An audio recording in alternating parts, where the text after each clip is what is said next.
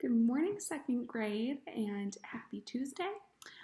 Today you are going to read pages, 8 through 11 in Introducing Africa. Remember, we're getting to know Africa a little bit better, and you guys are going to look closely at the geography of Africa. Okay, and I think some of you guys are going to be surprised to find out that Africa is not just like a grassland where there's elephants, right? There's also a lot of different types of geography in Africa. So enjoy reading about that. Then you guys are going to tell me one happy thing that's happened today or one thing that makes you happy while you're at home and submit that to me. And that's it for today for reading and writing. If you have any questions, of course, you can message me on Edsby or you can send me a text message or call me, okay? Tomorrow is Wednesday. We have a Zoom call. I sent out a link for our Zoom today. I'll send out a reminder tomorrow and just remind you guys when to get on. It's at 5 p.m.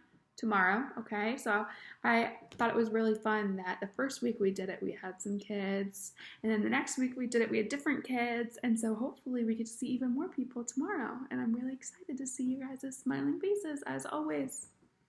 Yesterday we started reading Because of Winn-Dixie, and remember, Opal went to the grocery store to get a box of macaroni and cheese, 2 tomatoes, what else? She went to get some white rice, a box of macaroni and cheese, and 2 tomatoes, and she came back with a dog. So we had met Winn-Dixie yesterday, and she said that she was going to go home and take Winn-Dixie and introduce Winn-Dixie to the preacher, which is her dad, and we'll see how he feels about that. So I'm going to go ahead and read chapter 2 to you guys right now.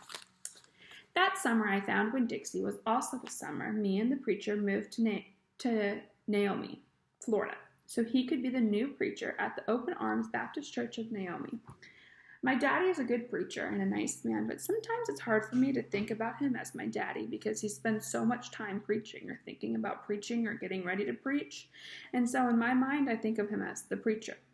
Before I was born, he was a missionary in India, and that is how I got my name. But he calls me by my second name, Opal, because that was his mother's name, and he loved her a lot.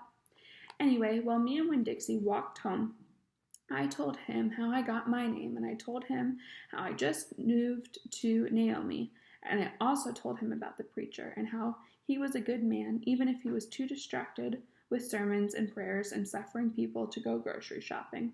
But you know what, I told Winn-Dixie? You're a suffering dog, so maybe he'll take you in right away, and maybe he'll let me keep you. Winn-Dixie looked up at me and wagged his tail. He was kind of limping, like something was wrong with one of his legs, but I have to admit it, he stunk bad.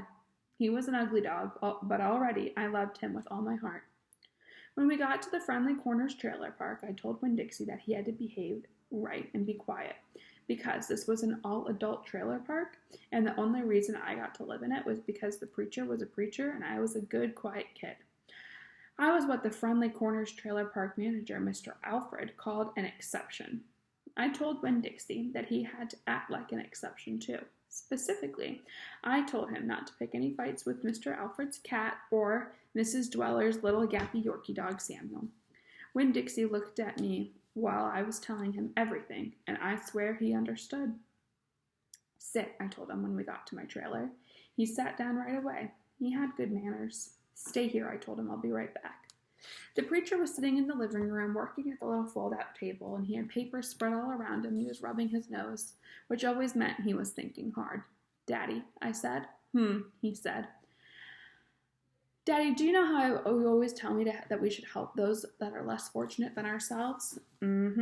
He said, and he rubbed his nose and he looked at his papers. Well, I said, I found the less fortunate at the grocery store. Is that right? He said. Yes, sir. I told him I stared at the preacher real hard. Sometimes he reminded me of the turtle hiding inside his shell, in there thinking about things and not ever sticking his head out into the world. Daddy, I was wondering if this less fortunate could stay with us for a while. Finally, the preacher looked up. Opal, he said, what are you talking about? I found a dog, I told him, and I want to keep him. No dogs, the preacher said. We've talked about this before. You do not need a dog. I know it, I said. I know I don't need a dog, but this dog needs me. Look, I said. I went to the trailer door and I hollered, Winn-Dixie.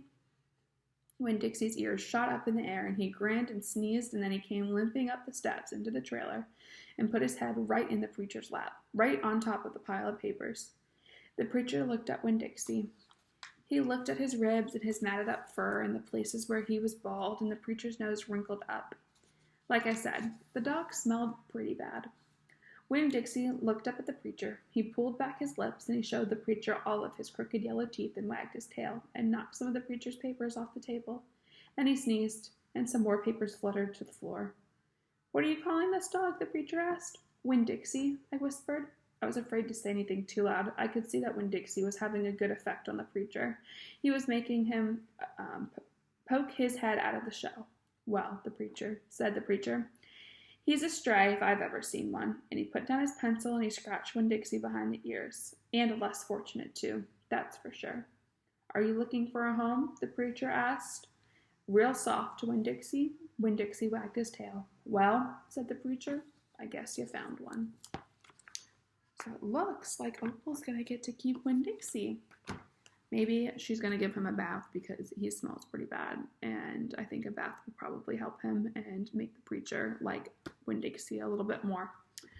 So that is where we are going to stop today. Very quick. These chapters are very fast. So I want you guys to have a great Tuesday. And hopefully I'll get to see a bunch of your faces tomorrow on Zoom. All right. Bye, guys.